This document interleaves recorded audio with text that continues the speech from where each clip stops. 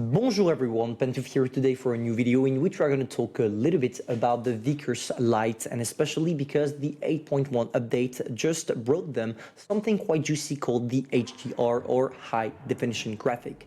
Basically what it does is makes the tank looks beautiful and aesthetically talking directly in the game, depending the type of map you're playing on, for example a snow map, a mud map or something like that. The overall aesthetic of the tank will adapt, and I'm going to show you that in this video while talking a little bit about the whole line and the Vickers line, because it's a good excuse for me to do a whole review. So let's not lose too much time and jump directly into it, straight into the replay.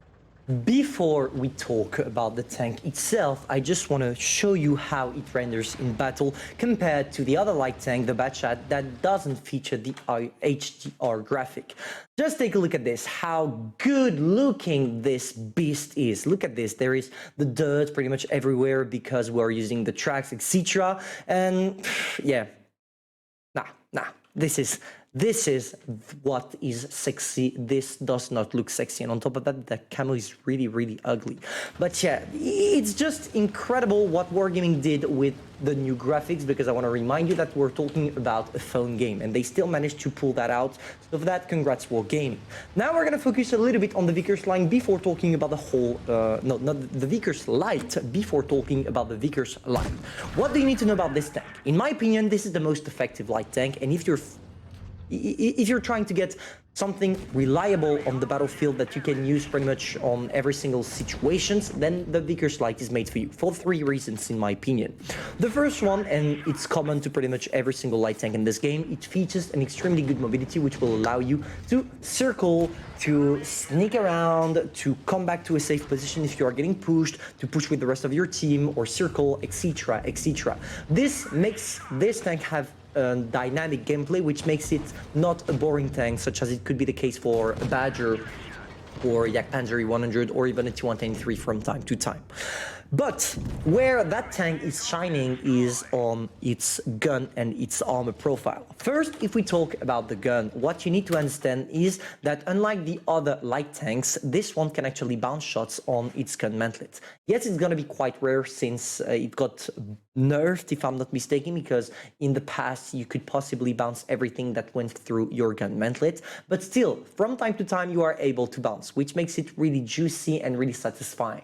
Now the second thing we need to talk about is possibly the gun of this thing, because first, the HE penetration is really good.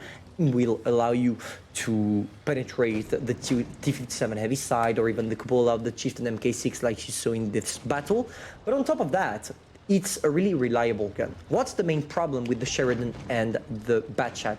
It's their gun, simply because the Batchat has an auto-loading mechanism. So yes, for 6 seconds it's a really good one, but once you're reloading you are extremely exposed, and the Sheridan has a high alpha damage, but to compensate with this has a really long reload, so it's exposed as well. The only one that is really versatile on that is the Vickers Lite, sorry guys, because it has 7.1 seconds of reload, and this is what makes this tank interesting in my opinion. So yeah, that's it. This is what a sexy tank looks like, and this is pretty much why you want to acquire it, especially as your first light tank.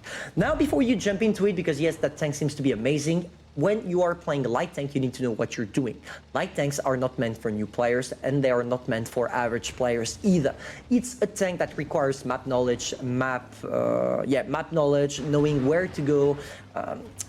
Let's say that you need to prevent the move of your opponents for you to be able to counter them. That's pretty much how it works. And just take a look at this horrible shot I just got on that Vickers. Not a problem, we're gonna ram the guy, derping him, but unfortunately it cost me nearly 500 hit points. That's how World of Tank Blitz RNG works.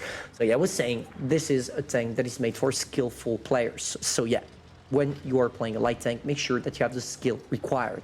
Now let's talk a little bit about the whole line. What's interesting about the Vickers, unlike the Sheridan or even like the Batchat, is that the whole line is really interesting to play. There's the Heavy 201 at tier 8 that features a really good gun, as you are going to shoot every 4.9 seconds or something like that. You are always in movement and always firing, which makes it an interesting tank to play with.